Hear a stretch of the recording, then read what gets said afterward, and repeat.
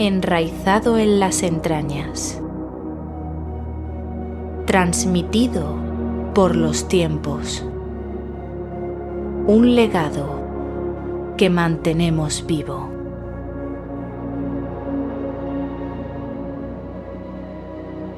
Esto es Folcast.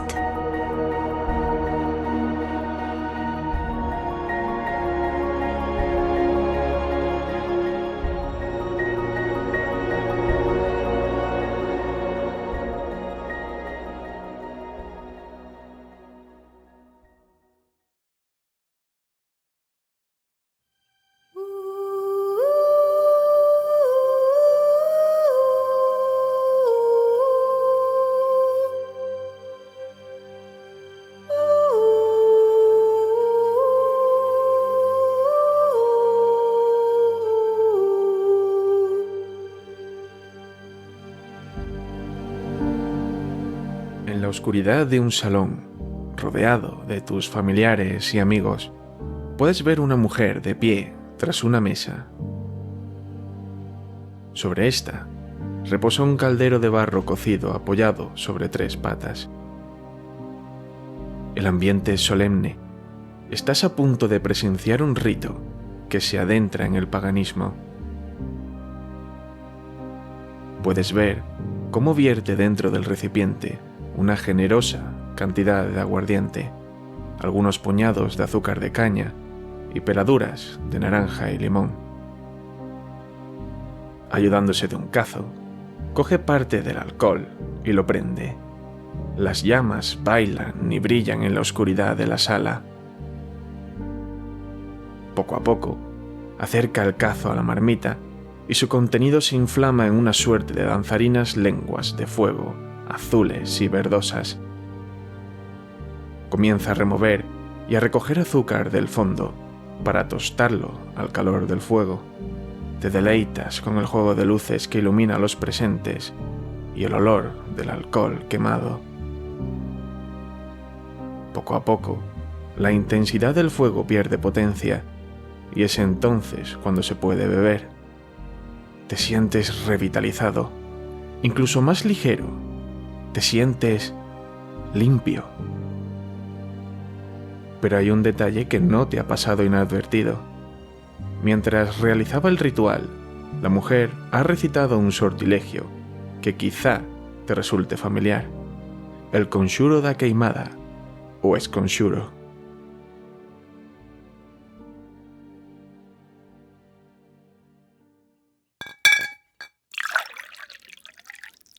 Mouchos, coruxas, sapos e bruxas, demos, trasgos e diaños, espíritus das neboadas veigas, corvos, pintigas e meigas, feitizos das menciñeiras, podres cañotas furadas, fogar dos vermes e alimañas, lume das santas compañas, mal de ollo, negros meigallos, cheiro dos mortos, tronos e raios, ouveo do can, pregón da morte, fuciño do sátiro e pé do coello, pecadora lingua de mala muller casada cun home vello, averno de Satán e Belcebú, lume dos cadáveres ardentes, corpos mutilados dos indecentes, peidos dos infernales cus, muxido da mar embravecida, barriga inútil da muller solteira, falar dos gatos que andan a xaneira, que della porca da cabra malparida.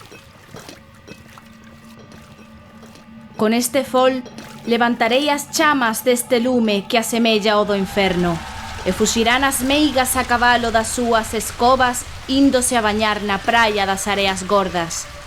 Oíde! Oíde os ruxidos que dan as que non poden deixar de queimarse no aguardente, quedando así purificadas. E cando esta brebaxe baixe polas nosas gorxas, quedaremos libres dos males da nosa alma e de todo embruxamento. Forzas do ar, terra, mar e lume, a vos fago esta chamada. Si é verdade que tedes máis poder que a humana xente, eiquí agora, facede que os espíritus dos amigos que estean fora participen con nós nesta queimada.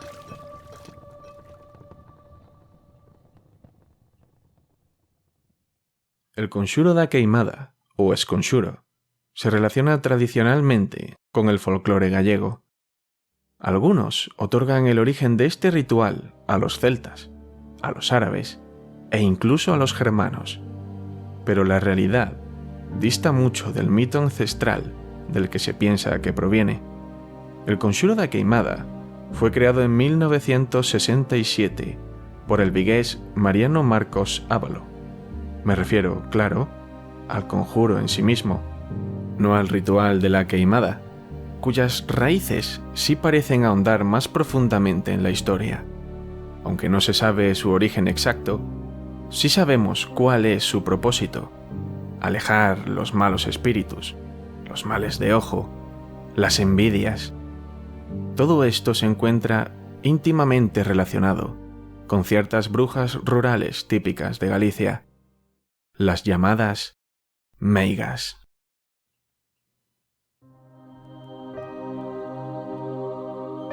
Hoy en día, cuando enfermamos, para nosotros representa poco más que una molestia, pero eso es un logro relativamente reciente. Si fueras un campesino gallego en el siglo XVII y te encontraras enfermo, tu situación sería bastante desesperada. Ten en cuenta lo siguiente: te encuentras postrado en la cama, incapaz de trabajar, y cada día enfermo equivale a estar gastando unos recursos que deberías estar guardando para tiempos difíciles.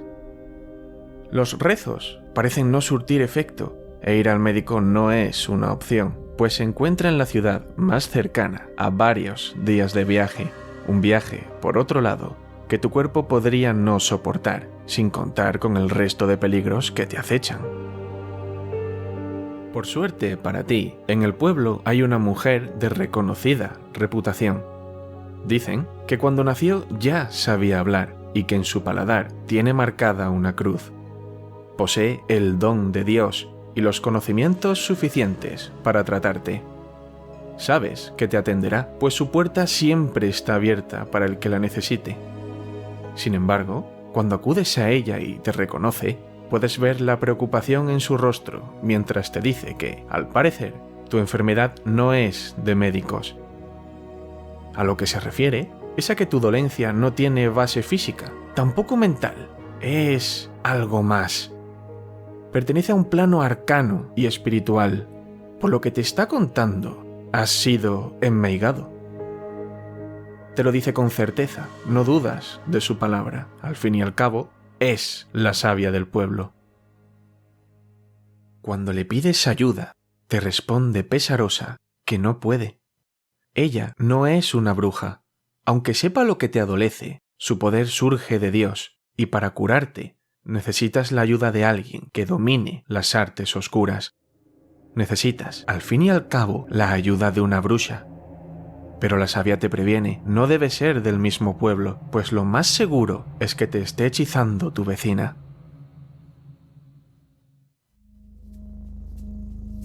El tema se complica. Lo que a priori parecía una enfermedad, ahora resulta ser una maldición. Ayudado de un pariente tuyo, vais al pueblo más cercano. Tras algunas horas de viaje que resienten tu condición, acudís a la bruja del poblado. Es fácil reconocer su puerta. Colgando de las paredes hay ajos, cuchillos, clavos, herraduras, formas fálicas y demás amuletos. Aunque el despliegue de talismanes te parece blasfemo, tu tormento supera tu fe y llamas a la puerta. Una mujer vieja y arrugada, de ojos bizcos y con una gran mancha negra en su cabeza casi calva, te abre la puerta. Te mira un momento y por un segundo te parece atisbar un gesto burlón en su rostro. Intuyes que ya sabe por qué vienes. Aún así, le cuentas tu caso y os hace pasar. No habías reparado antes en la intensa amalgama de olores que impera en la casa. Grasa quemada, hierbas, aguardiente. Todas las ventanas están cerradas, aumentando la sensación de claustrofobia imperante. La habitación se encuentra apenas iluminada por la lumbre de un hogar donde burbujea un caldero. La señora os sienta en un par de sillas bastante incómodas, mientras tratas de tranquilizar a tu pariente, que parece visiblemente asustado. Es normal, en el fondo, tú también lo estás. Tras un rato trabajando afanosamente en una especie de brebaje, te entrega un vaso de arcilla y te ordena beberlo. Lo miras con reparo y bebes un sorbo. Es vino, pero percibes la presencia de especias cuyo sabor no reconoces. Al rato, la cabeza comienza a darte vueltas. Puedes ver a la bruja moviéndose frente a ti como una mancha borrosa. La escuchas recitar palabras que no entiendes y notas el tacto frío del metal en tu piel. Intuyes que se trata de algún tipo de talismán, pero no te encuentras en situación de entender nada. Tu vista se oscurece y pierdes el conocimiento.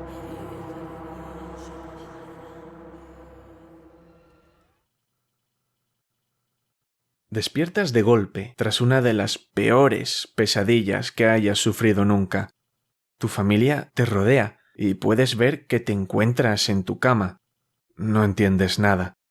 Te explican que estando en casa de la bruja te desmayaste y tu pariente tuvo que llevarte como pudo hasta tu casa. Has delirado durante un día entero, pero ¿habrá merecido la pena? Bueno, en realidad te encuentras mejor. Casi podrías decir que la enfermedad se ha ido y te sientes revitalizado. Por un momento la alegría te embarga, estás curado y tu familia lo celebra contigo. Aunque hay algo que te turba. La bruja ha sido capaz de desenmeigarte y para ello ha hecho uso de la magia. Una fuerza oscura que no comprendes, pero que sabes que se opone al poder de Cristo. Entonces, ¿es la bruja una meiga satánica? ¿Ha vendido su alma al diablo para conseguir poder? ¿Qué la diferencia de la meiga que te echó el mal de ojo en primer lugar? Esa noche contáis historias de meigas. Tu padre jura y perjura que una tía suya que era meiga, encontrándose al borde de la muerte, intentó pasarle su poder a su propia hermana.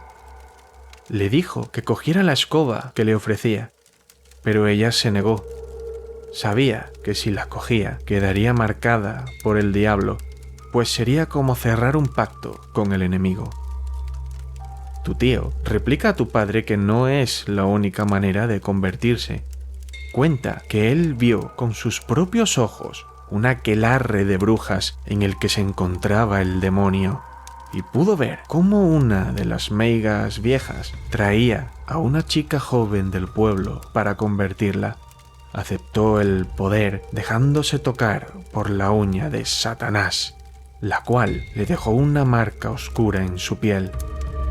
A continuación, esta besó el trasero de su nuevo señor y recitó el Padre Nuestro de las meigas para cerrar el pacto. Pai sodes noso escollido, para vos a gloria dar. Pai sodes noso soleante, para gloria vos dar. Pai sodes noso no xardín, para gloria nos dar. Amai vos este meu corpo, para vosa alma consolar. Amén. Pero la parte más escalofriante viene cuando se habla del terrible poder de las meigas. Son mujeres cuyo poder surge de una pútrida envidia hacia sus vecinos. Fijan su odio en su víctima y disparan el mal de hoyo a través de sus globos oculares. Guiñan o tuercen la mirada y al momento el meigallo está completo. No tienes duda de que esto es lo que te sucedió a ti. Alguna vecina meiga sintió envidia de tu buena salud y decidió causarte problemas. También contáis historias sobre el poder que poseen para transformarse. Algunas cambian su aspecto por el de una araña para picar a los recién nacidos y matarlos. O los enjambres de moscas liderados por una meiga que espantan y hacen enfermar al ganado. O la historia de Katusha que te contó hace tiempo tu ya difunto abuelo.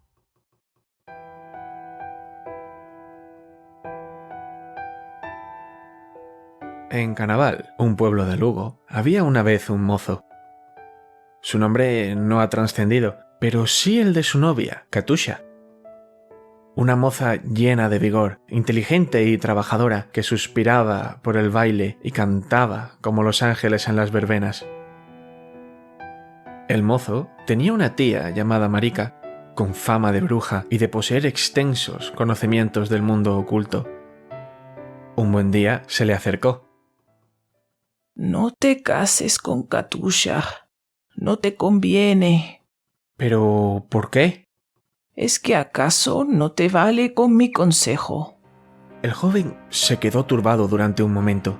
Conocía a su tía y sabía bien que no aconsejaba en vano. Aún así, tan enamorado estaba que dudaba. Por otra parte, Marika, al ver la lucha interna de su sobrino, cedió. Está bien.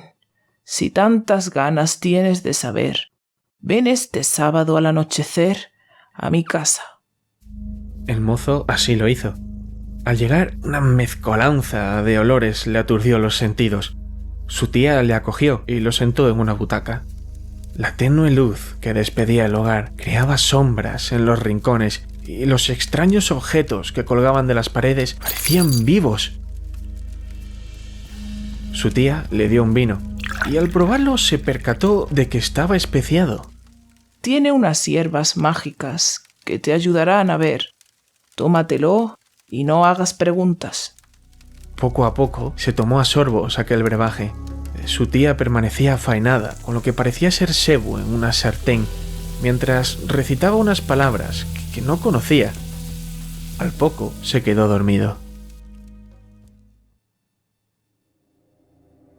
Le pareció traspasar un banco de niebla iluminado por la luz de la luna. Y más adelante se sintió elevarse y sobrevoló la tierra hasta llegar a un arenal. Al llegar no pudo más que horrorizarse. Alrededor de una hoguera vio un grupo de gente desnuda. La mayoría eran mujeres, muchas de ellas viejas. Le pareció que practicaban juegos blasfemos y horribles. Contemplándolos satisfecho se encontraba el macho cabrío, con cuernos retorcidos de cabrón, cola de cerdo y patas de cabra.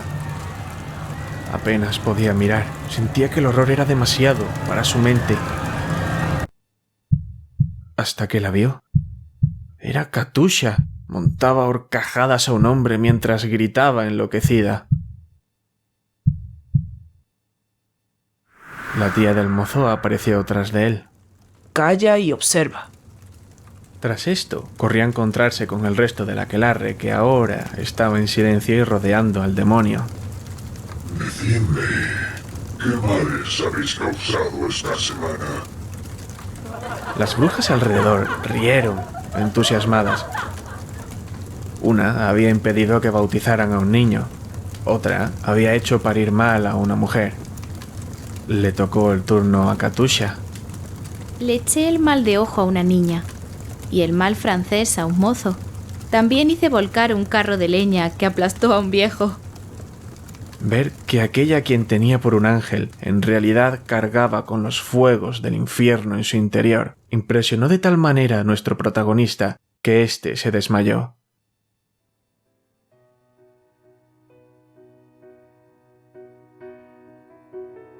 Al despertar, abandonó la casa de su tía sin decir nada. Al día siguiente se encontró con Katusha. ¿No vas a la verbena? No, es que fui al arenal de Cangas ayer y estoy cansado. La joven meiga lo entendió y sus ojos se avivaron con el fuego de su interior. Claramente contrariada, se marchó. A la noche, el mozo se despertó sobresaltado por un dolor punzante en el cuello. Se echó mano a este para comprobar un cuerpo frío y escamoso. Horrorizado, se arrancó la serpiente del cuello y aplastó su cabeza contra el suelo hasta matarla. Se curó la herida con aguardiente y se tapó con un pañuelo.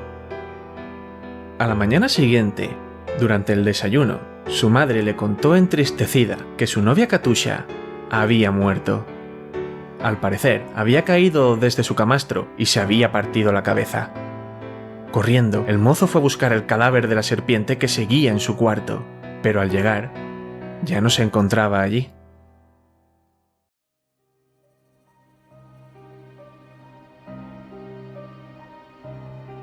Querido oyente, las meigas de las que hemos hablado, como tantas y tantas brujas, fueron también perseguidas por la Inquisición. Su vinculación con el príncipe de las tinieblas las convertía en enemigas indiscutibles de Dios. Eso sin contar los daños y males que sus vecinos les atribuían. En muchas ocasiones eran estos mismos los que, movidos por los rumores, acusaban a una mujer de meiga. La encerraban, la torturaban y la apaleaban hasta que decía la verdad. La verdad, entendida como lo que ellos querían escuchar. Fue el caso de María Soliña, en Cangas de Morrazo durante el siglo XVII, quien, junto con otras 5 supuestas seguidoras, sufrió el envite de una turba enfurecida. Llegó a confesar los más terribles crímenes y hasta 200 seguidores con nombres y apellidos, casi una quinta parte de toda la población de alrededor. Pero antes de ser ejecutada, pidió ser juzgada por el Santo Oficio. Parece una contradicción, ¿no es cierto? 2 comisarios se acercaron a la localidad. Tras escuchar el testimonio de las pobres mujeres, decretaron lo siguiente: María Soliña no era una meiga satánica, sino una bruja sabia que se ayudaba de sus artes para causar beneficio. Sus cargos fueron retirados y ella fue perdonada, pero su cuerpo había sido demacrado. Con 70 años de edad murió debido a las consecuencias del maltrato sufrido. Parece ser que María Soliña era una sabia de la que hablábamos anteriormente, pero no era esto lo que la llevó a sufrir la ira de sus vecinos. Hacía poco había enviudado y había heredado todos los bienes de su marido. De esta forma, María era una mujer que se podría considerar pudiente, y puede que se considerara más libre de lo que le estaba permitido. Casi podríamos considerar como mal de ojo la persecución promovida por la envidia de sus vecinos. Pero no pasemos por alto la labor de la Inquisición. Frente a la ignorancia de los campesinos se impuso la prudencia de hombres letrados que supieron ver la realidad del caso.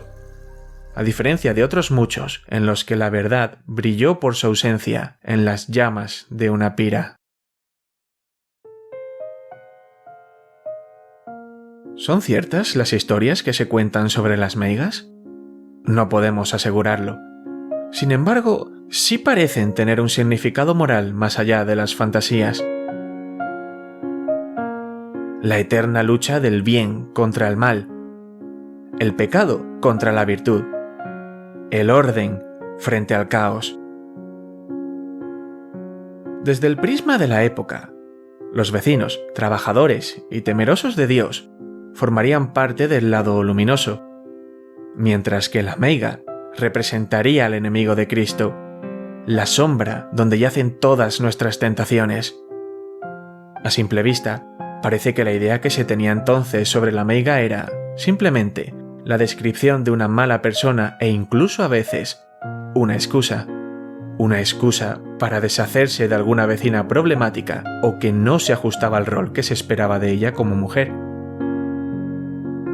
Puede que antes del cristianismo la imagen de la meiga fuera diferente. ¿Serían vistas también como un enemigo a batir? ¿O como un milagro que fortalecía a la comunidad? Puede que fueran vistas como mujeres dotadas de un poder semejante al de los dioses, capaces de las mejores acciones o las peores desgracias. Pero sin duda, si han llegado a nuestros días es porque fueron poderosas e importantes para su sociedad. Eu non creo nas meigas, mais sabelas, hainas. Folcast es un podcast bisemanal en el que desentrañamos leyendas, cuentos y otros misterios. Puedes seguirnos en nuestro Twitter, @folcastpodcast, en nuestra página de Facebook, Folcast, y también puedes visitar nuestra página web www.folcastpodcast.com, donde podrás suscribirte a nuestra lista de correo y estar al tanto de nuestras últimas novedades. Además, te recordamos que puedes escuchar este y otros episodios más en nuestros canales de iBooks, Spotify, Google Podcast, Apple Podcast y YouTube. Salud y buenos augurios.